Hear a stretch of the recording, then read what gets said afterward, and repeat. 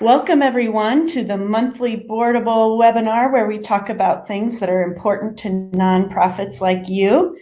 If you're new to Boardable, we are a central platform where your board members and admins can find everything that they need, whether that's document storage, meeting details, task tracking, or more. And now we also have a goal tracking and reporting feature that you're definitely going to want to check out. And all of these features are available for your board members on a convenient mobile app too. So go to boardable.com and check it out with a free trial right there. Okay, with no further ado, I'm going to get started here. I have Kim Donahue with me. Welcome, Kim. Thank you. Happy to be with all of you. And we're here to talk to you about how you're going to have the best board meeting you've ever had. And some of the points we're going to cover on that. Of course, I'm going to tell you a little bit about Kim here. And she's going to tell us what needs to happen before we even get to that meeting, how to plan the meeting itself, some critical components of conducting the meeting itself, and then, this is a really important one, ways to set the board up for productivity between our meetings. And as we said, please enter those questions in the chat area and we will get to them as we go along or at the end. So Kim, she's our nonprofit governance expert with 20 years of nonprofit governance experience advising at the United Way of Central Indiana. She specializes in board governance, engagement, conflict resolution, and strategic planning. And she's currently facilitating peer groups of nonprofit professionals just like you. Is there anything you'd like to add to that, Kim? No, I think we should just dive right in. Yes. Because I'm sure all of you are here because you want to know the secrets that will give you the best board meetings ever. That's right. Let's get to it. First, I just want to talk a little bit about some trends in board meetings. And here at Boardable, we did a survey last year in November and December, and we talked to 640 nonprofit board members, chairs, executive directors, staff, and consultants, and this is what they said about their board meetings. Now, while we talk about this, I want to hear how you all experience board meetings as well. So let's start with this one. What is the average length of your board meetings? And if you look over there in that chat area, you'll see a chance to answer for yourself, but our survey respondents, most said 2 hours. I was surprised how many say we've got, 15% saying more than 2 hours, and then a lot of 1 hour, a few less than an hour. Kim, what do you feel is the best length of time for a board meeting? I would hesitate to have a board meeting go beyond 2 hours because I think that people go brain dead. I think you just can only take so much at a time. So I would split the difference here between 1 hour and 1.5, maybe about that time period, I think would probably be best for board meetings. Yeah, it looks like our audience here is almost identical to the poll results. Interesting. Lots of 2 hour meetings out there. Very interesting. And then the other thing we looked at with this is what is the frequency of those meetings. So we have a lot, mostly in that once a month range. I was surprised at how many only meet quarterly. And then we have another almost 10% who meet less than a quarter. And do you have a recommendation on that as well? I think it all depends on the organization.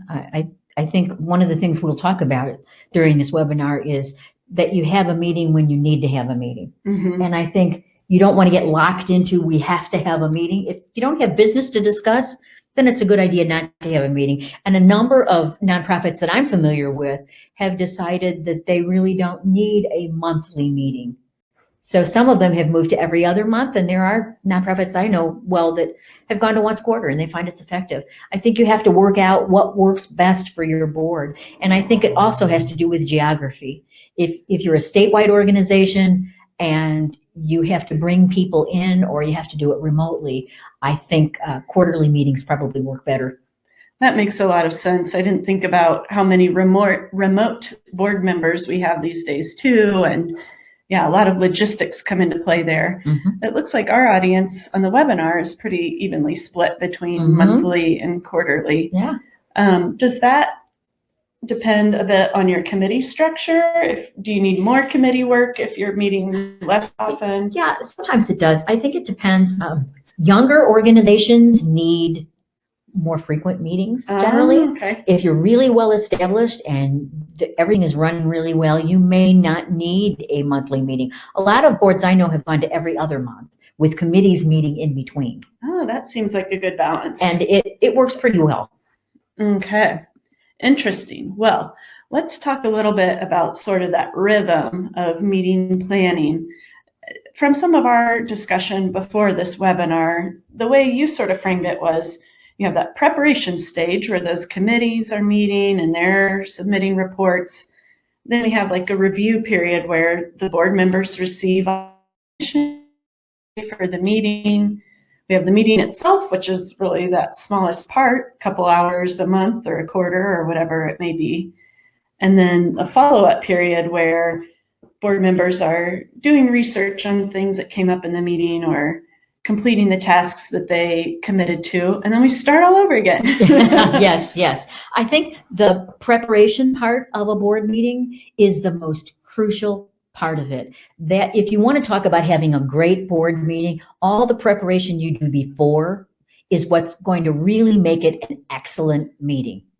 So how well board members are prepared will make it an excellent meeting. So getting materials to them early, knowing exactly what your agenda is going to look like, those are the best practices. For sure. Yeah, and that's something we talk about here, what needs to be done before that meeting. Have those committee reports and we want to get them in writing, right? You can shorten your meeting by 15 to 20 minutes by having committee reports in writing to board members before the meeting. Then it's just a matter of board members asking questions about things that they saw that they want more information about, instead of getting a replay of everything that happened in a committee meeting. And then the idea of getting agendas out early, people are busy. All of you board members out there know that you're very busy, and being able to get information ahead of time will allow you to be really prepared. And for all those administrative people out there, being able to get that information put together and out early also reduces the amount of stress you feel when you're trying to get things ready for a board meeting as well. And I think ultimately it also has to do with board members understand that the expectation is that they will be prepared for every single meeting. And you have to meet them halfway by giving them information early. I see. What would you say is the biggest barrier to this happening? I think a lot of people probably would like to have all of the documents distributed a week before, but it just doesn't always happen. Yes, and again, it goes back to expectations and making it very clear to committee chairs that reports have to be in early. And I think we talk a lot on these webinars about the job of the board president. Oh, and yes. There are all these other things that are considered other duties as assigned for board presidents. But one of the best things a board president can do is to follow up and just check in with committee chairs. A couple weeks maybe before reports are due. Did your committee meet? Has your committee met this month? That's great. Can we have your report by this date? That makes sure that we can get it into the board packet before the meeting. And then you just have to address questions. So I think follow-up is really important. I do think that the Boardable feature that has the tasks is a huge help to everyone. If you know what you have coming up that you've committed to do. Oh, yeah. It really helps. Kim's talking about the task management feature in Boardable, which is an easy way for people to see what they've committed to and done and haven't done and all that kind of thing. So what about, I know we hear a lot that board members just don't read the materials enough before the meeting. Is there something in the design of those reports that do we need to make them scannable or provide a abstract where they can kind of get the main points? Or I always, when I was a chair of a committee, my reports were always bullet points. I didn't think there was a necessity for a narrative. I didn't want to give people a play-by-play of what happened at the committee meeting. So I would hit the highlights with bullet points, and then I would be able to address questions that came up about it. But I think the more you give people the meat of it and the less narrative you have, the better. That's a really good point. I think sometimes we have this idea that we need to, say so-and-so brought up the point of blah, blah, blah, and that was discussed. And then, next thing you know, it's, like you said, a narrative of a whole meeting that is not needed. I think we've all been in meetings. I think every single person out there has been in a meeting where somebody had to report on another meeting. Yeah. And you got a replay of everything that happened there. And it can make meetings stretch out very long.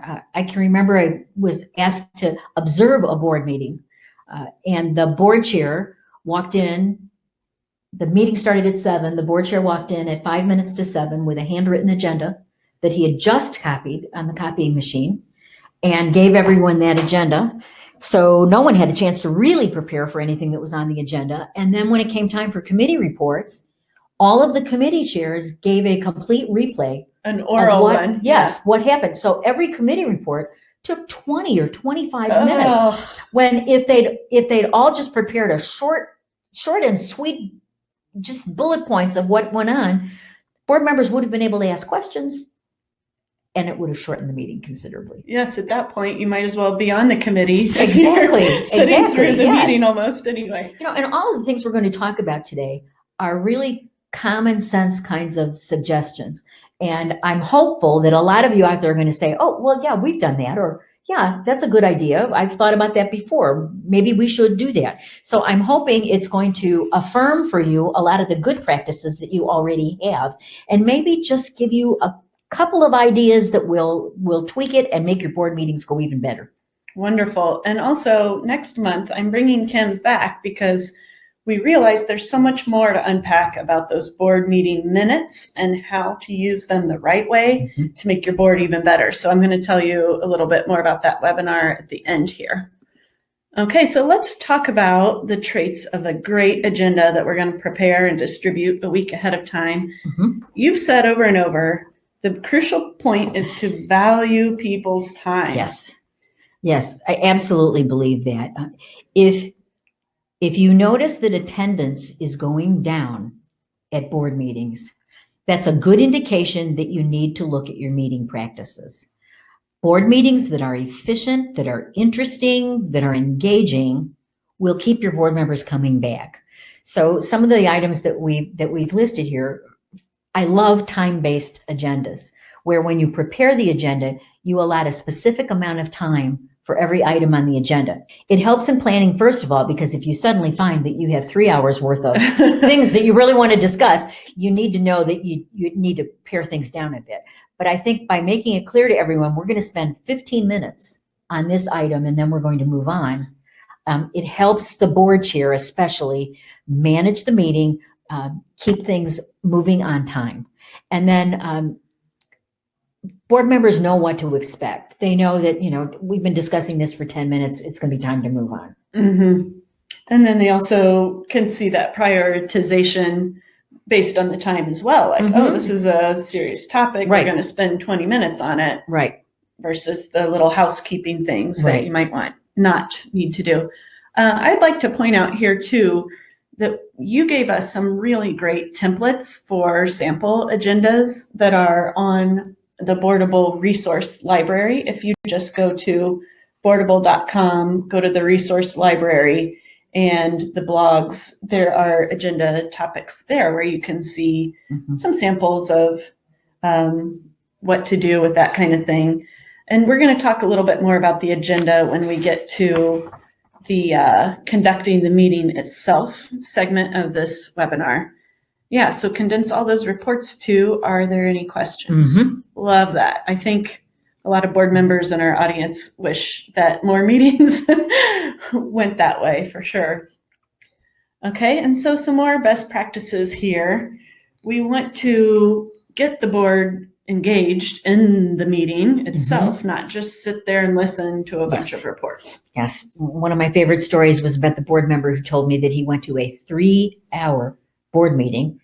I can almost hear everyone sighing about that. He went to a 3-hour board meeting and none of the board members had to say a word throughout the meeting. It was all report outs by staff and some of the committee chairs, but there wasn't an opportunity even really for questions.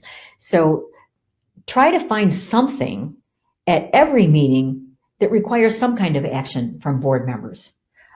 Whether it might just be taking a poll on what they felt about things, or asking them to pairing them off into twos and asking them to discuss a particular topic, introducing an educational element. If there's something that would be interesting for them to know about a program or a success story. I think most of the organizations out there, you've all had mission moments where you bring in a great story that helps the board members feel more connected to the work of the organization. Those things. And my favorite, and Caroline has heard me talk about this a lot. Yes, my favorite too. My very favorite suggestion is to turn your agenda upside down. Think about board meetings. Any organization, can be a business meeting as well, where the most important item on the agenda comes up under new business at the end of the meeting. And if you've been in the meeting for an hour and a half, maybe discussing important things, but something really important is at the end of the agenda, you will not get the kind of robust discussion and questions that you want. People start checking their watches. They start thinking about getting out of the room, and it's entirely possible that you won't get the kind of input or questions that you want. But if you flip that agenda over and put the most important item at the top and say, this is the most important thing we have to talk about tonight, let's talk about this now, you're going to immediately engage your members because it's an important item, and they're going to be able to ask questions. They're going to be able to agree or disagree as time would have it. So it's really a best practice to give them a chance to really discuss the meaty items first. And the last item we've got here on the slide is using a consent agenda. And consent agendas just put all of the mundane, routine things together in one place, and then a motion is made to accept the consent agenda. And it's things like minutes. It may include some committee reports. It's things that you don't really need to spend a lot of time on. So you put them in a consent agenda. Everybody reads it before they come. Someone makes a motion to accept the consent agenda. It's seconded. It's voted on. It takes 5 minutes, and it lets you get to the meat of the meeting. One point you made about flipping the agenda that I hadn't considered is, not only do you get more energy out of people and more time, but it can also help people be more on time to the meetings if they know that the important things are coming first. Yes. Plus, you might lose your quorum towards the end. Sometimes people Yes. have to duck out to go to something. Those are two really important things to bring up. Board members will know that if there's something meaty that's going to be right at the top of the agenda, they need to get there, and it's possible for them to be on time. And the other thing is, if you wait to start the meeting every time until everyone is there, or you will wind up having people coming later and later. Because you're training them that it's acceptable, or that you'll work with it. Yeah. I can remember there was one group that a board that I was on where everyone would, the board chair was keeping track of whether there was a quorum. And before the meeting, when the person who walked in the door made the quorum, everyone applauded. And I also know I was on another board where there was one member who always came late. He just came late. And he would come not a couple minutes late, but 15 or 20 minutes late. And when he came into the board meeting one time, there were 10 watches at his place. Oh boy. Everyone took their watch off, and someone said, well, we thought maybe you needed to know what time it was. Wow. He didn't come late again. I would not ever be late for anything in my life if that happened to me. Wow. Huh. So do think about having something on the agenda that your board members really need to address. And it also may be asking a great question. If you do have a lot of informational items, give them an opportunity to give you some input on something else. if it was 1 year from today, what would you see that would be different? Just a provocative, different kind of question to give them an opportunity to think, because we all know that as board members, you're often stuck in the here and now. You're stuck in looking at the financials and talking about the latest fundraising, and you get lots of great reports on progress, but you don't often get the chance to think forward. So sometimes including that, just a small session that gives board members a chance to look ahead will make it a much better meeting. That makes sense. Okay, so to that point, I'm going to start another poll question for us. This was from our survey as well. We asked, who participates in your meeting discussions? And so from our poll, it looks like the majority say most of the board participates in discussions. But then the next group was a few board members dominate most discussions, followed by the board chair or the ED do most of the talking. And then 11% of our survey said, my board makes a point to have every member speak during a meeting. And right now our webinar audience is weighing in, and it looks like fairly similar. Most of us have most of the board participating, followed by sometimes the board chair and the ED do most of the talking. So that's interesting that we feel pretty good about our board participation here. Let's talk a little bit about how to increase that participation by everybody. Yes. And make it civil, more importantly. Yes, absolutely. It's really important.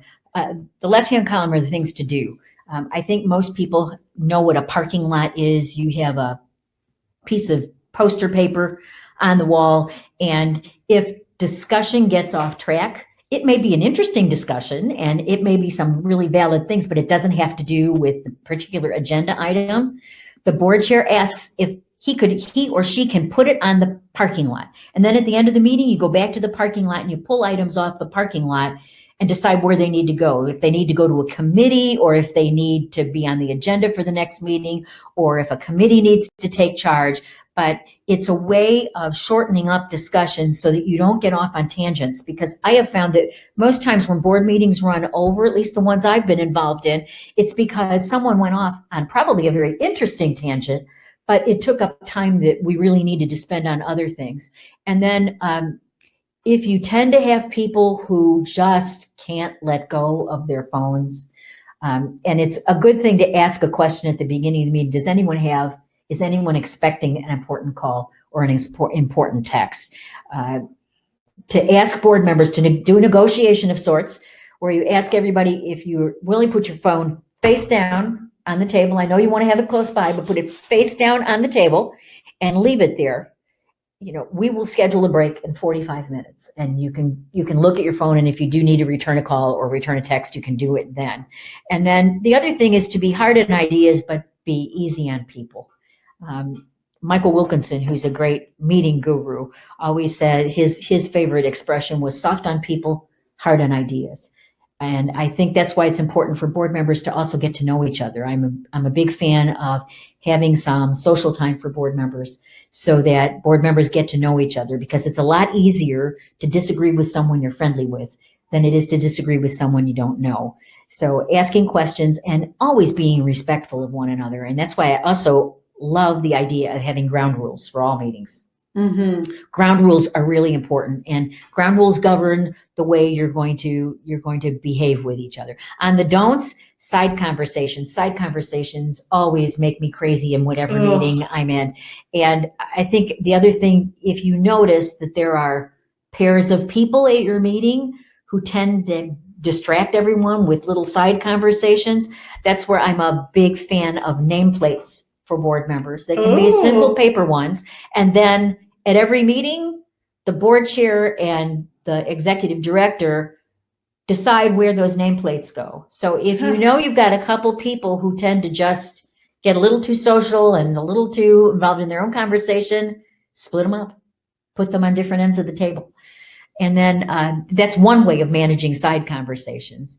And another thing is if you have ground rules, one of the ground rules is no side conversations. And that way, if the board chair observes a side conversation, he needs to say, Caroline and Kim, remember, no side conversations. Whew, just that point to the takes ground a rules. good board chair. Yeah. And I think having ground rules and having a strong agenda helps a board chair, makes their job so much easier. And then if you do have to accept a phone call, if there's something really important, then let the board chair know that you're going to expect something, you may have to step out. And then always, and I think that's something all of you out there already realize, is just being respectful of one another. I know someone recently who had to have a hard conversation with a board member who was being hypercritical of other people on the board. And she really had to have a heart-to-heart with this person to make sure that he understood that he didn't realize how harsh and hard he was making it on other people.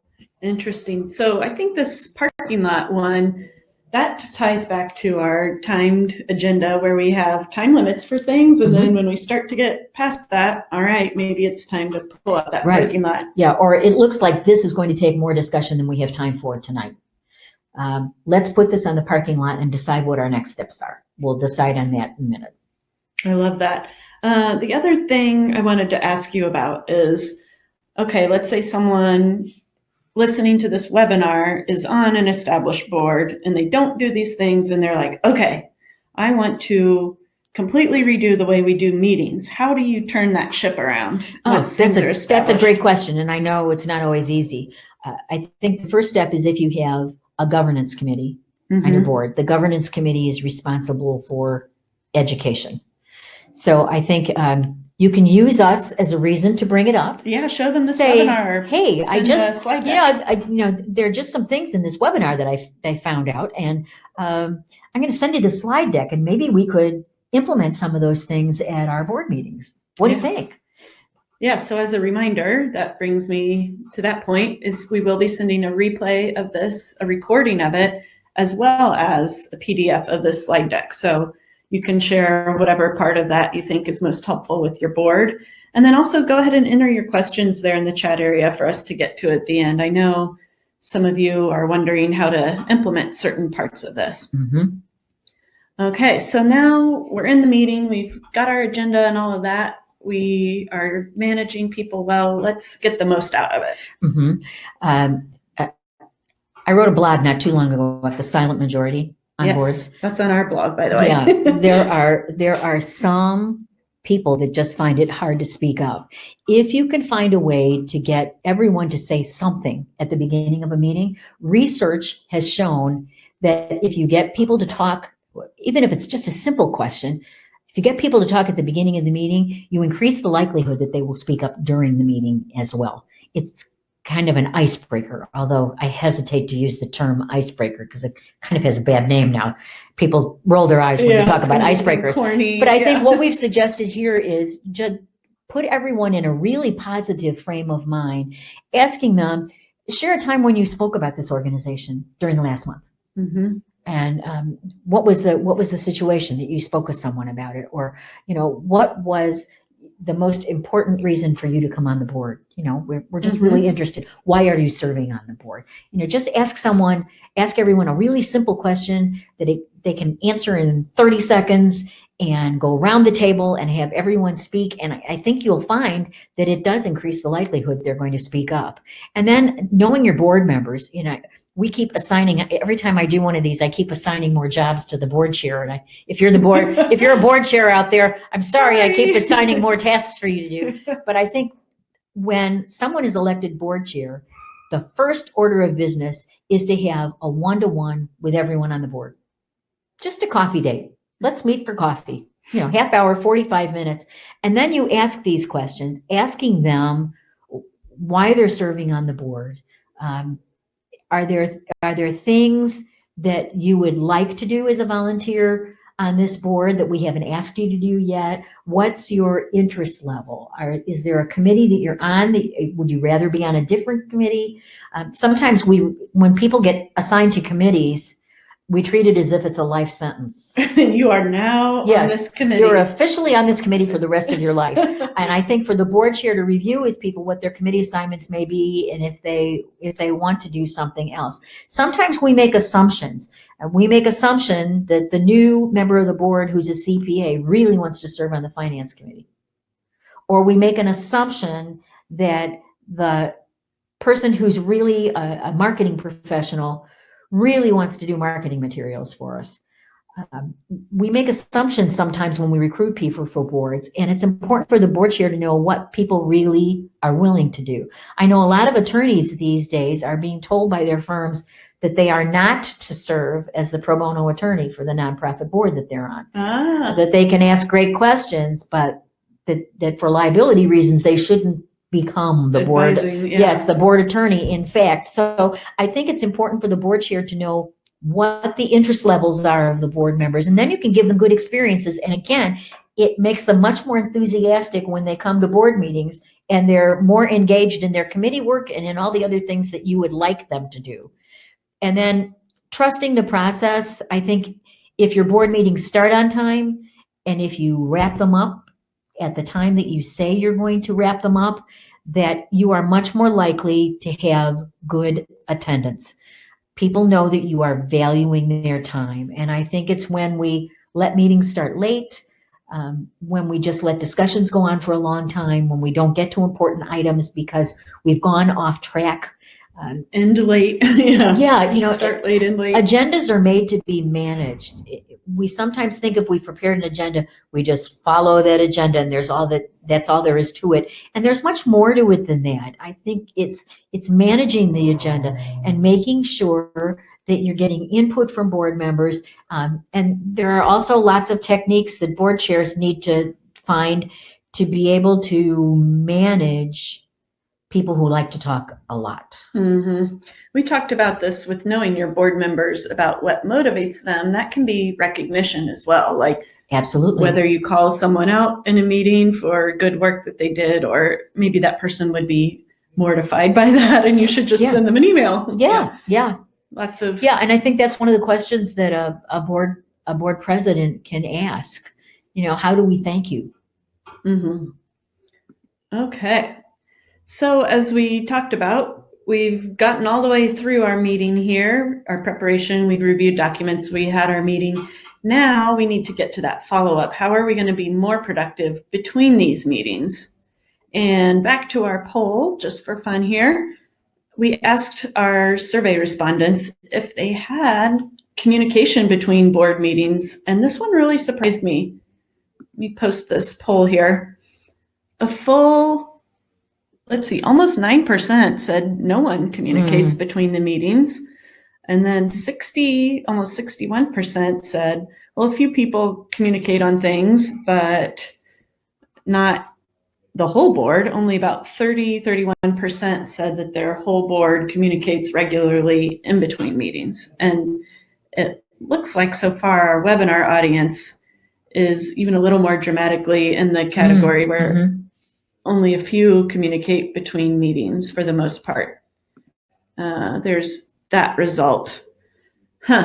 Is that surprising to you, Kim? Not at all. I think that's exactly what I'm used to seeing. And I would also be willing to bet that on this webinar today, we have people who fall into that category of people who communicate between meetings. I would be willing to bet that the listeners out there are some of those board members who do communicate. We all know that there's a core group on every board of people who are the worker bees, who get things done. And often those are the people who communicate between meetings. And sometimes it's a case of other members not being involved by those people. And sometimes it's because they don't want to be involved. And I think the more you can do to engage everyone between meetings, the better your board meetings are going to be, because people will have a reason for being there. I agree with that. Okay, let's see. We've got one more here. Do you track your to-dos for board members in between meetings? Do you have any method of doing that? See what our webinar audience here says. according to our survey that we did, 65% said, nope, we have no way, we have no method in place to track to-dos and tasks between meetings. So, again, is that one surprising to you, or? No, no, and mostly because, the 82% of you who said no, know that often people walk out of the board meeting and they forget about it until the next month or the next board meeting. And you want to find ways to keep touching base with them. You don't want to pester board members and talk to them about things that aren't important. But anytime that you can find ways to engage them between meetings, and it's great if you have a way to track tasks for individual board meetings. It's really great for board members to be able to look at something maybe in an online portal where they can see that they committed to that. Also, it's great to put it in the minutes. That's our first suggestion is when Caroline volunteers to call a caterer. I would love to. And find out exactly what that caterer would charge, then put that in the minutes. And then that's another, sorry, board chairs, that's another follow-up for the board chair. It may be something that gets assigned to the board secretary also to just quickly follow up and say, this is the task that you volunteered for last month. Can I put you on the agenda with a report on that? Are you going to send me just a quick bullet point report on that we can include in the consent agenda that we're going to send out next week? Yes. Put that expectation there. Yeah.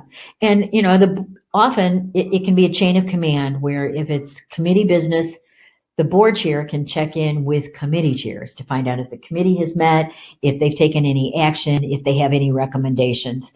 And then I do think it's great if you have a way of tracking tasks, if board members can look at maybe an online portal and find some way to track it. And then the culture of the board meeting, I think, is really important. And I think a lot of what we're talking about with you today is establishing a real culture of responsibility on your board. And all of you worker bees out there know that one of the things you don't want to do is burn out all the people who are workers when there are other people on the board. I worked with one board where there were fairly new young board members on the board. And when I did a quick survey with them, the veteran board members complained about the younger board members and said that they really didn't do much. Oh. And the newer board members on the board said, no one includes them in any planning and they're not included in any of the work of the board. So you can see where that was a problem. So it was easy for me to bring it up as an agenda item on their next board meeting to say, the younger board members don't feel that they're being involved. And you veterans on the board think that they don't want to be involved. They do. And so we did some quick committee work at that board meeting where we had them get together and talk about how they could get more involved.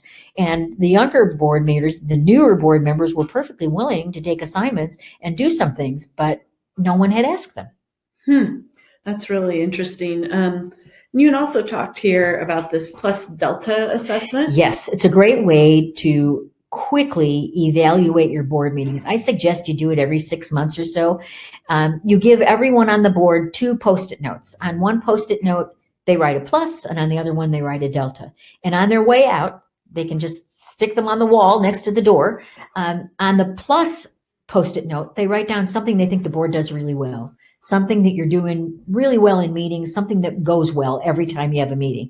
And on the delta, something that needs to be changed. Is there something that you're doing that you should stop doing? Is there something that you need to start doing? But if you just have people make comments on a Post-it note and put them on the wall, I'm always astonished at the depth of the comments that you get. You get really good comments from board members, and it really helps a board chair look at how things maybe need to be changed at a board meeting. You just do this every 6 months or so, you'll get really good feedback on how meetings are going. And again, that's one more way to make sure that people are engaged and that you're doing things that will keep them engaged at the board meeting. Okay, so we really need to document those tasks, have our chairs follow up on them, create that accountability between meetings.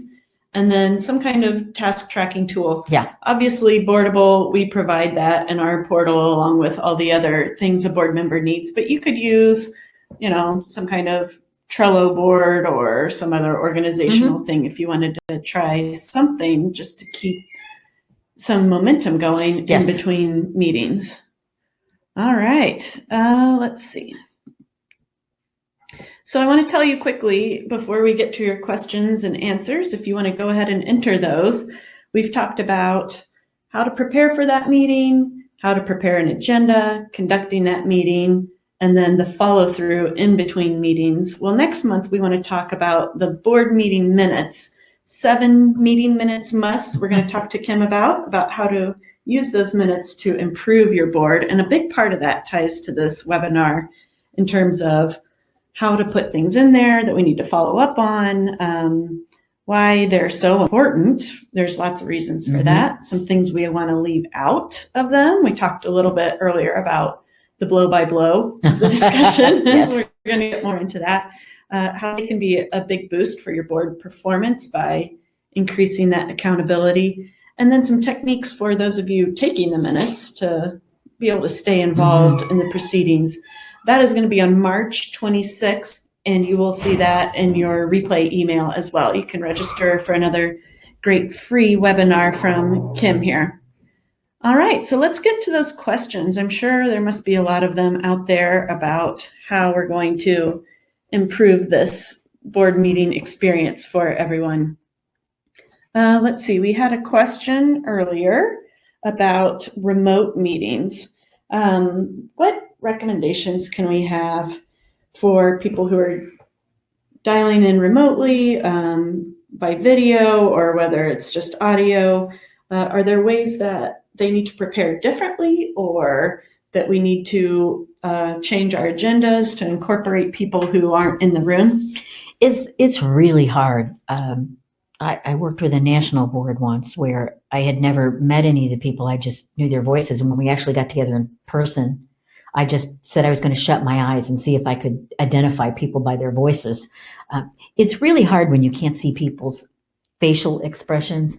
I love it if you can do your meetings with some kind of facial recognition software, so that people can see one another, because you can't see the expression on someone's face. You can't see the smile they have on their face when they're asking a question. And I think that's important. Provides a lot of context. I think it's tough for people who are on the phone to keep track of things. And I think that's another reason why having good materials out before the meeting helps them so much. If they have to participate remotely, if at least they have all the information they need so that they can really look at it while everyone's talking about it, that helps a lot. It's a challenge. Maybe making a point to ask them what they think about something, so that I know it's hard when you're the one calling in. You don't want to talk over people if there's a delay or something. Yes, I do think that's a good idea. I think being able to ask people who are on the phone, ask their opinion on some of the things. If discussion gets hot and heavy, say, wait, we haven't heard from Caroline on the phone. Let's ask Caroline what she thinks. What do you think, Caroline? Yeah. Great. Let's see. Roz asks, how often do you recommend the board to meet? We touched on that a little earlier. It depends on what business you have. And I think that's where it's a discussion. That's a great discussion to have at a retreat. Or it's a great educational discussion to have during a meeting. How often do we need to meet?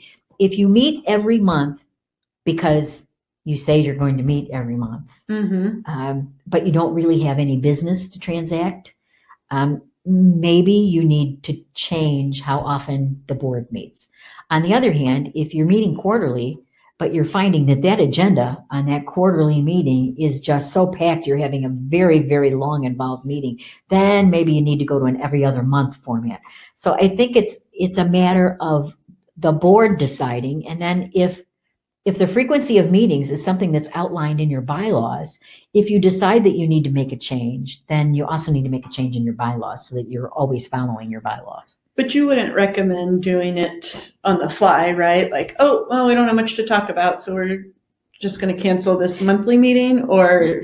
No, I think you should have a good idea. If you do have to cancel a meeting because there really isn't any business to transact, you should be able to do it early enough so that people have an opportunity to make other plans.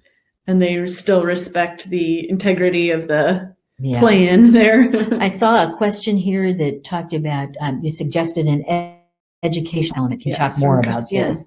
You know, we said one of the things you can do is, you know, mission moments are real popular.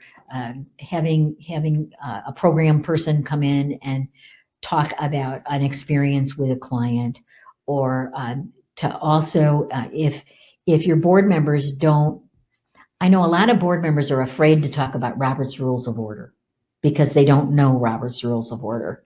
If you can have a brief session on, here's a cheat sheet on Robert's Rules of Order. So you know about motions, you know about discussion, you know about votes. That might be a great piece of education.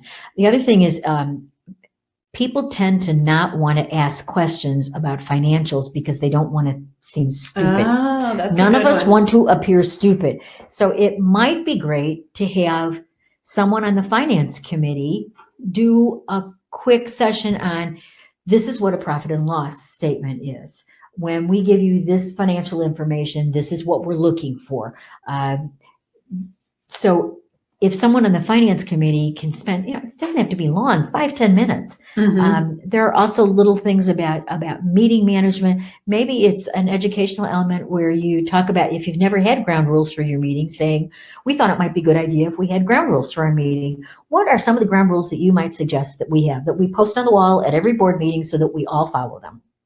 I like that. So it could be about your mission or your organization, but it can also be about board service itself. Yeah, you can help your board members to be more valuable and to feel more confident. Let's see. We've got a couple of great questions here about officer roles. Ross asked, besides the 4 main officers, which would be what? Our chair, our vice chair, secretary, treasurer, or something like that. What other positions do you find most beneficial? For example, marketing versus communications, or fundraising and development, or? Oh, that's interesting. I think it's all a matter of personal preference, you know, whether you want to call it a fundraising committee or the development committee. I do think it's important. Almost every board has a development committee, but I think it's really important that your board members all understand that, in a sense, everyone is on the development committee. It isn't just the responsibility of the 3 board members that volunteer to be on the committee. It also depends on the size of the organization. A small nonprofit probably just needs those 4 officers and maybe committee chairs. If it's a very large organization, there may be vice presidents for various areas. Often the vice president is considered the chair-elect. Okay. And it's so, by considering that, if that person has committed that they're willing to move up into leadership after a year, then I know several very large boards that have first and second vice presidents. The first vice president is the heir apparent to the chair of the board, but the second vice president is kind of the upcoming leadership chairman in training. So a lot depends on the size of your nonprofit. And sort of related to that, Craig asks, who on the senior leadership team should be working with the board chairs? How much should they be working together? Are they going to pull out those discussion points and action items, or who kind of sets the priority of those reports? A great question, Craig. I don't know if I have a very good answer for you. I think, again, I don't think you want, the more people who are involved in setting the agenda, the longer it's going to take for the agenda to be put together. And that's just the way things work. So I would say that if every one of your committees has a staff person on it, let's say, for example, the finance committee, of course, might have the CFO on it. It's a great idea to have the CFO review whatever report the finance committee is submitting. And hopefully on your committees, if you have a staff person staffing that committee, that person would have some part in preparing the committee report. And the more you do, again, the more you do before the meeting to prepare for it.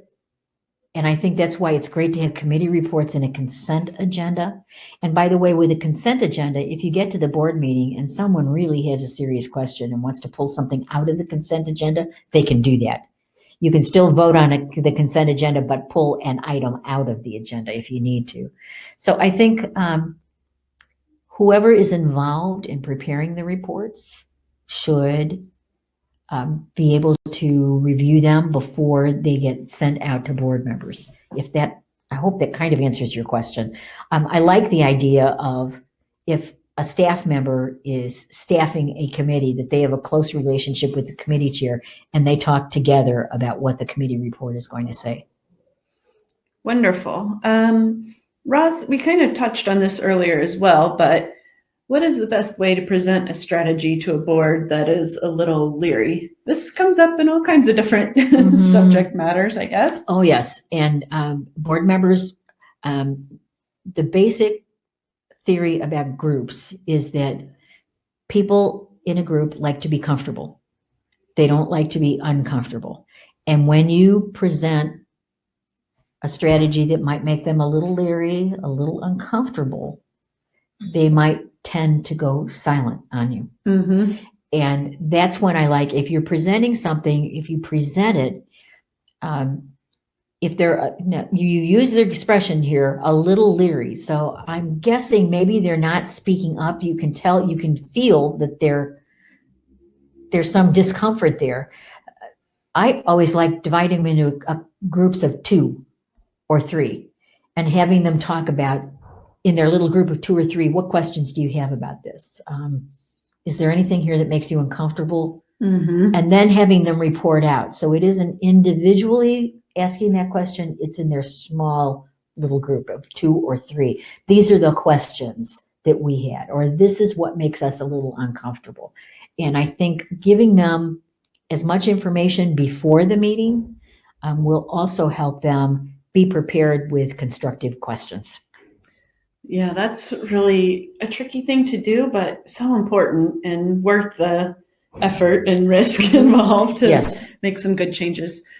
We had some other questions about tools to use for this kind of thing. And, you know, these webinars, I try to keep very informative, but I would say that Boardable covers literally every aspect of the preparation, meeting conduct, follow through, et cetera, that we've touched on today. So you've got a task manager, you've got an agenda builder, which then becomes your minutes maker, and then communication in between meetings with our discussions. And I think the strength of Boardable is that everyone here at Boardable has served on boards. Yep, absolutely. And I think when they've been working on developing the software, they've thought about their own experiences on boards and the things they needed, wished they had. And I think every time they add another feature, it's because someone has said, you know, this has been my personal experience. And we're hearing about this. We're hearing about this from our customers. They're telling us we need to add this, and they do. So I do have to give Boardable kudos because it's been developed by people who have real board experience. Okay. Do we have any more questions there today? We can probably answer 1 or 2 more if anyone has one. I think we saw in the chat area there, we sent out the link for next month's webinar. We hope you'll join us with Kim again to talk about how to do those meeting minutes in the most effective way. You'll have to try to say that really fast. Meeting minutes musts. Yes. I'm excited about that one because I think it's one of those unsung heroes of board meetings. Good minutes are a great tool. All right. Well, without any more questions, we will let you go for now. And everyone have a great rest of your day and look for that recording tomorrow. Thanks everyone. Thanks, Kim.